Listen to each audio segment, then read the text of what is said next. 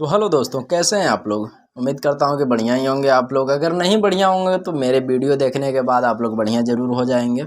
बस देखते रहिए आप लोग भोजपुरिस्ट यूट्यूब चैनल।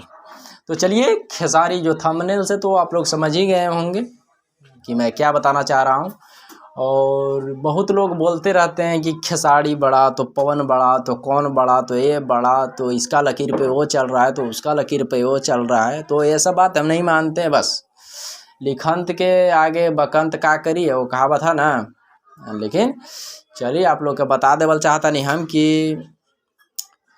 एगो यूट्यूब के माध्यम से कुछ हमरा देखे के मिलल बा। आप लोग एकरा के देखी जा और समझी जा कि के बड़ा बा, खेसारी बड़ा कि पवन सिंह बड़ा। ये चल रहा तो होई अथी पे चल रहा होगा स्क्रीन पे।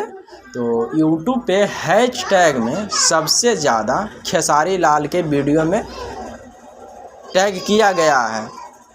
क्या समझ रहे हैं आप लोग, देख रहे होंगे। और पवन सिंह के वीडियो में उनसे कम किया गया। इसके चलते हम अभी तत्काल में जो है सो गाना के लेकर के हम खेसारी लाल यादव जी को मानते हैं। तो उनका हर एक वीडियो में लोग टैग डालते हैं अपना वीडियो चलाने के लिए। तो चलिए, इसी हम छोटा वीडियो बनाने की कोशिश में थे और छोटा बनाएंगे भी।